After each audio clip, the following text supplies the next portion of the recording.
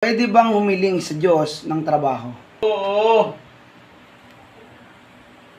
Pwede kang humiling sa Diyos ng trabaho, Jerome. Pwede kang, kasi may prayer tayo eh. Ibig sabihin ng prayer ay pakikipag-usap sa Diyos. Prayer.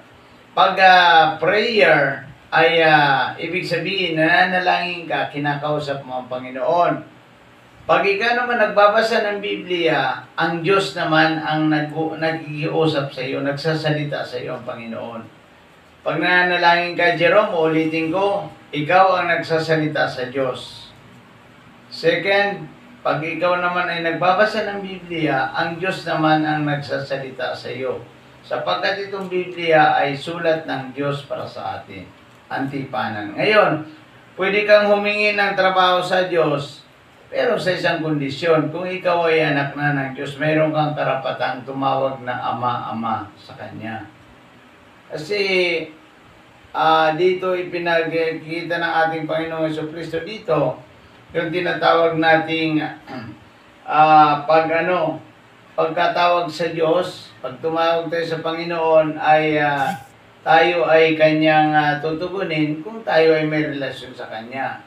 Yan ay makikita sa Roma chapter 8 verse 15 to chapter 8 verse 15. Roma chapter 8.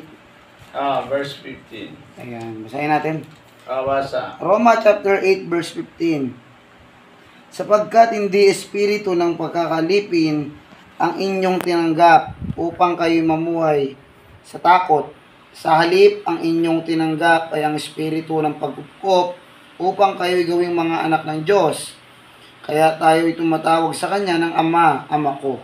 Una, Jerome, mayroon kang relasyon sa Panginoon kasi halimbawa, tatawag ka sa Panginoon na Lord, bigyan mo ko ng trabaho. Ay kung hindi ka naman anak ng Diyos, hindi ka papakinggan. Dapat ang tawagin mo yung kapwa mo tao. Pero kung anak ka ng Diyos, ay pwede kang tumawag sa Kanya at tutugunin ka ng Panginoon.